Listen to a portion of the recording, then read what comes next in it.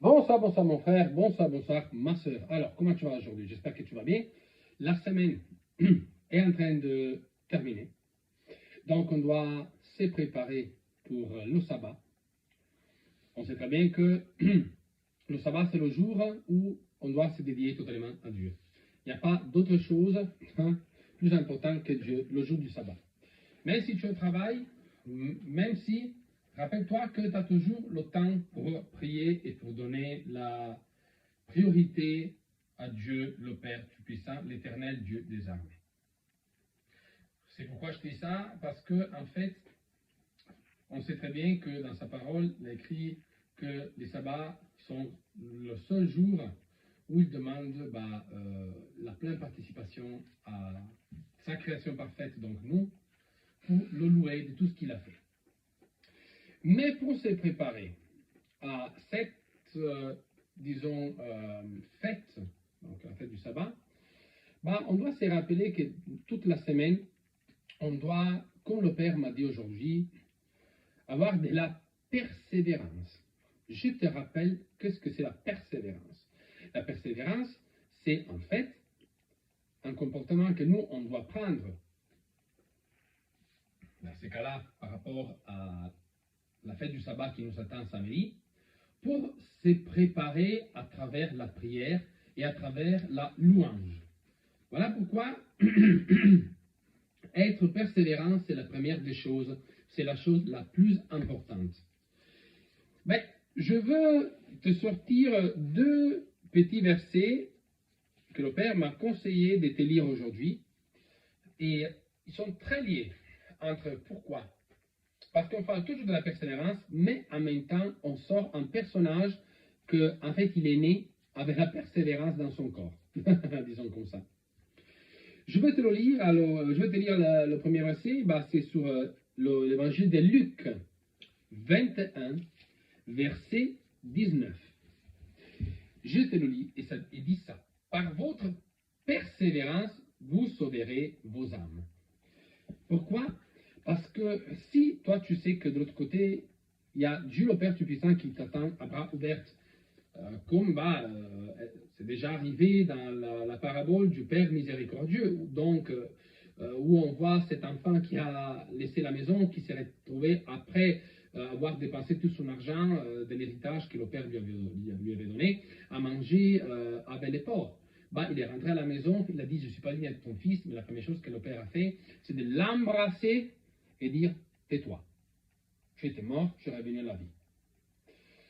C'est pour ça que nous, on ne doit pas faire comme, et on le fait, comme ces fils qui prend, qui renonce à tout pour faire une vie sans règles. Et voilà, après, si tu fais une vie comme ça, tu vas finir où?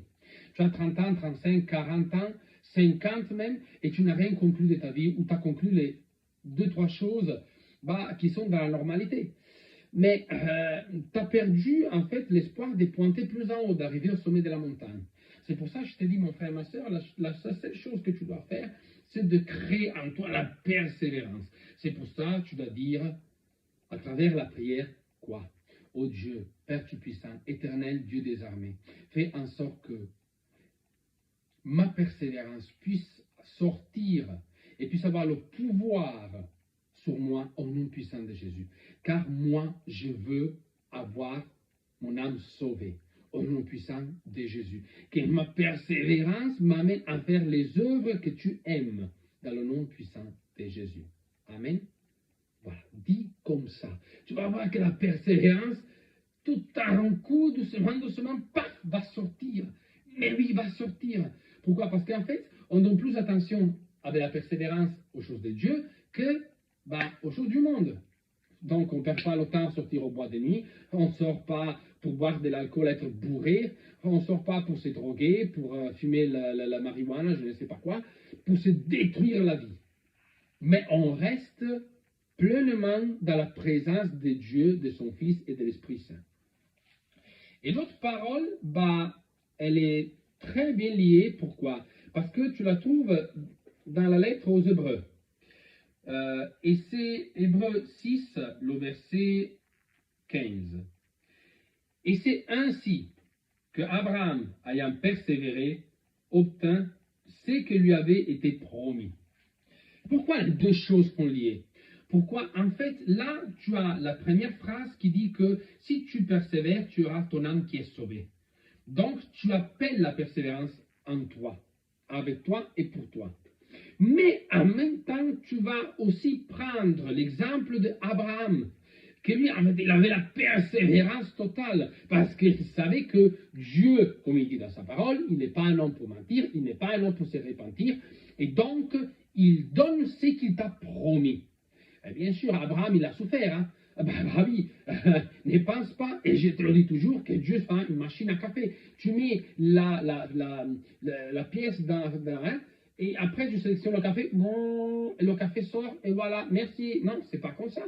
Dieu, c'est pas quelque chose que tu utilises de la même façon. Tu prends pas ta prière, tu la mets dans le trou, et après tu sélectionnes ta bénédiction, et la bénédiction, oh, elle sort comme si le café sort de la machine. Mais non, c'est pas comme ça que ça marche. Bah, sinon, ça serait trop facile. Mais c'est pour ça que nous, en fait, on prend et on tourne la chose. On choisit de faire les choses du monde parce que c'est plus facile. Bah, dis-moi, est-ce que c'est plus facile de renoncer à boire de l'alcool ou c'est plus facile partir au supermarché et avec même pas 1 euro, tu peux prendre une canette de bière? Dis-moi, c'est quoi le plus simple? Bien sûr, prendre la petite pièce d'euro là et partir au supermarché et acheter la canette de bière. Voilà. Toi, avec 5-6 euros, tu t'es acheté 6 canettes de bière.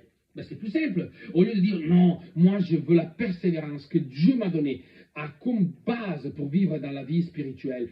Moi je renonce à l'alcool. Au nom puissant de Jésus, je suis persévérant sur ça. C'est plus simple, aller payer 20 euros à la boîte de nuit, passer toute la nuit comme ça, hein? Ou c'est plus difficile dire, ou c'est plus facile de dire, bah non, je vais renoncer à la vie d'avant. Je vais renoncer, j'ai la persévérance. Je veux persévérer dans la prière et pas dans les boîtes de nuit. C'est quoi le plus simple? Est-ce que tu veux faire une vie simple, mais après tu auras gagné quoi? Rien, je peux te l'assurer. Je te parle ainsi, pourquoi? Parce que je sais, je suis passé par là aussi. Alcool, boîte de nuit, belle vie. Je me suis retrouvé que j'avais même pas 20 ans et j'avais gaspillé ma vie au lieu de, je sais pas, étudier un peu plus, au lieu d'avoir un bon boulot. Non, je suis trouvé à boire, ben bien, de toute façon on est jeune, on fait ça une fois dans la vie. Ça veut dire quoi? Et c'est maintenant que j'ai compris, quelques années, beaucoup d'années après, que j'ai compris que j'ai gaspillé ma vie. Pourquoi? Parce que je n'avais pas la persévérance dans la prière. Mon frère, ma soeur, tu veux quoi dans ta vie? Tu veux des bénédictions? Tu veux vraiment que ton étoile brille? Tu veux que la flamme là, que l'Esprit Saint peut alimenter, reste éteinte ou reste allumée et ça te réchauffe? Et alors, sois persévérante. Vraiment, donne-toi au 100% pour la persévérance de la prière.